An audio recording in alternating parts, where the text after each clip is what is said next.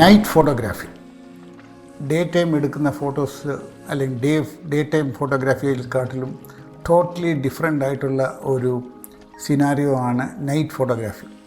ഈ നൈറ്റ് ഫോട്ടോഗ്രാഫിയുടെ സവിശേഷതകൾ എന്തൊക്കെയാണ്, എന്തൊക്കെ നമ്മൾ ശ്രദ്ധിക്കണം എന്നുള്ള കാര്യങ്ങളെക്കുറിച്ചാണ് ഈ വീഡിയോയിൽ ഞാൻ സംസാരിക്കുന്നത്. ഒന്ന്, നിങ്ങൾ അറിഞ്ഞിരിക്കേണ്ടതായിട്ടുള്ള ഒന്ന് രണ്ട് കാര്യങ്ങളുണ്ട്. ഒന്ന്, നൈറ്റിൽ ടോട്ടലി ലൈറ്റ് ഒരു സ്ഥലങ്ങളിൽ കൂടുതലായിരിക്കാം, ഒരു സ്ഥലങ്ങളിൽ കുറവായിരിക്കാം, അങ്ങനെയുള്ള ഒരു സിറ്റുവേഷൻ ആയിരിക്കാം. രണ്ട്, മിക്സഡ് ആയിട്ടുള്ള പല വേവ് ലെങ്ത്തിലുള്ള ലൈറ്റ് ആയിരിക്കാം മോസ്റ്റ്ലി നൈറ്റിൽ നമുക്ക് ലഭിക്കുക. പല പല ഡിഫറെൻറ്റ് കളേഴ്സ് അല്ലെങ്കിൽ പല പല ഡിഫറെൻറ്റ് വേവ് ലെങ്ത്തിലുള്ള ലൈറ്റ് ആയിരിക്കും ഒരു സ്ട്രീറ്റിൽ നമ്മൾ സാധാരണ കാണുക. മൂന്ന്, ഹൈ കോൺട്രാസ്റ്റ് ആയിട്ടുള്ള സിറ്റുവേഷൻസ് ആയിരിക്കും മോസ്റ്റ്ലി നൈറ്റിൽ കമ്പയർഡ് ടു ഡേ ടൈം. ചില സ്ട്രീറ്റിലൊക്കെ പോവുകയാണെന്നുണ്ടെങ്കിൽ ഭയങ്കരമായിട്ടുള്ള കളേഴ്സിൻ്റെ ഒരു കോമ്പിനേഷൻസ് ആയിരിക്കും. സോ കോൺട്രാസ്റ്റ് ഭയങ്കരമായിട്ട് വേരി ചെയ്യുന്ന ഒരു സിറ്റുവേഷൻ ആയിരിക്കും നൈറ്റിലുള്ളത്. നാലാമത് ഞാൻ നിങ്ങളോട് പറയാൻ ഉദ്ദേശിക്കുന്നത്, മോസ്റ്റ്ലി നൈറ്റ് സീൻസ് ഷൂട്ട് ചെയ്യുന്ന സമയത്ത് ഈ ഷട്ടർ സ്പീഡ് വളരെ കുറച്ച് വെച്ച് എടുക്കാൻ പറ്റുള്ളൂ. അതായത് ഏറ്റവും കുറച്ച് ഷട്ടർ സ്പീഡ് കുറയുന്നതനുസരിച്ച് നൈറ്റ് ഫോട്ടോഗ്രാഫി ബെറ്റർ ആവും. പക്ഷേ ഒരേ ഒരു പ്രോബ്ലം എന്ന് പറഞ്ഞു കഴിഞ്ഞാൽ, the moment actually you start reducing the shutter speed, the more and more shake will be there. So ഈ നൈറ്റ് ഫോട്ടോഗ്രാഫിയിൽ എപ്പോഴും ഒരു ട്രൈപ്പോയിഡ് ഉണ്ടാകുന്നത് നല്ലതാണ്. ട്രൈപ്പോയിഡ് വെച്ച് ഫോട്ടോസ് എടുക്കുകയാണെന്നുണ്ടെങ്കിൽ വളരെ കുറഞ്ഞ ലോ ഷട്ടർ സ്പീഡിൽ ഫോട്ടോസും വീഡിയോസും എടുക്കാനായിട്ട് നിങ്ങൾക്ക് സാധിക്കും. ഇത്രയും കാര്യങ്ങൾ മനസ്സിൽ വെച്ചിട്ട് ഇനി താഴെ പറയുന്ന കാര്യങ്ങൾ ശ്രദ്ധിക്കുക. ഒന്ന്, ഈ നൈറ്റ് ഫോട്ടോസ് എടുക്കുന്ന സമയത്ത് നൈറ്റ് സീൻ മോഡ് ഉപയോഗിച്ചിട്ട് കഴിവതും എടുക്കാതിരിക്കുക. നൈറ്റ് സീൻ മോഡ് ഉപയോഗിച്ച് എടുത്തു കഴിഞ്ഞാൽ ക്യാമറ ഫ്ലാഷ് ഓൺ ചെയ്യേണ്ടി വരും. ഫ്ലാഷ് ഓൺ ചെയ്ത് കഴിഞ്ഞാൽ നിങ്ങൾ ഒരിക്കലും നമ്മൾ കാണുന്നതായിട്ടുള്ള രീതിയിലുള്ള നൈറ്റ് സീൻ ക്യാപ്ചർ ചെയ്യാൻ നമ്മൾക്ക് സാധിക്കില്ല. കളേഴ്സ് അല്ലെങ്കിൽ ലൈറ്റ് റെയിൽസ് എടുക്കാൻ ഒരിക്കലും നമുക്ക് ഫ്ലാഷ് ഉപയോഗിച്ചിട്ട് വീഡിയോസോ ഫോട്ടോസോ എടുത്താൽ അത് ഒരിക്കലും നമുക്കതിൽ കിട്ടില്ല. നമ്പർ 2, ഈ ലൈറ്റ് റെയിൽസ് ഉപയോഗിക്കാനായിട്ട് you can see in the video.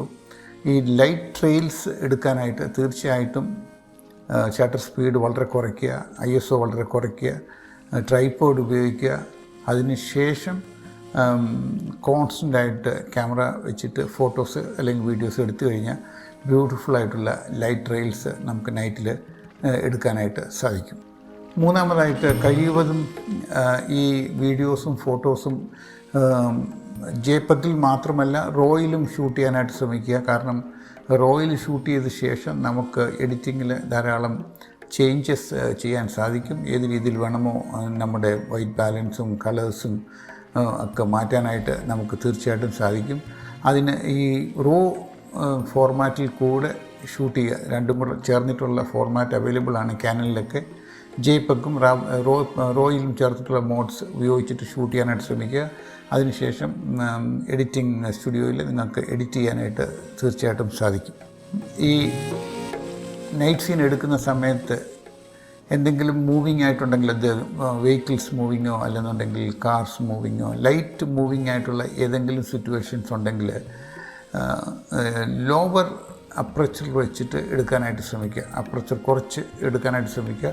അപ്പം നമുക്ക് കുറേ കൂടെ ആ മൂവ്മെൻറ്റ് ക്യാപ്ചർ ചെയ്യാനായിട്ട് സാധിക്കും, ആ മോഷൻ ക്യാപ്ചർ ചെയ്യാനായിട്ട് സാധിക്കും വീഡിയോയിൽ.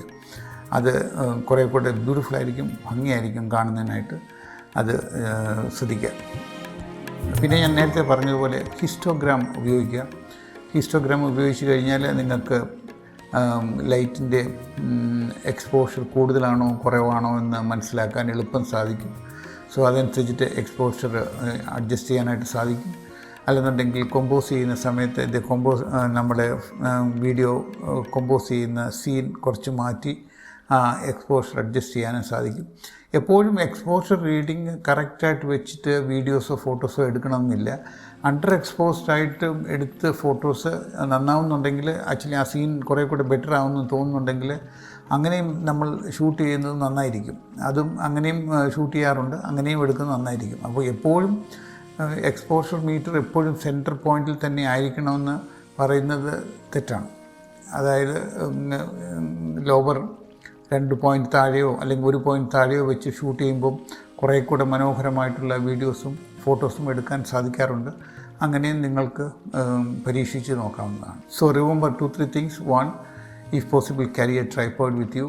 Try to take the photos and videos in lower shutter speed.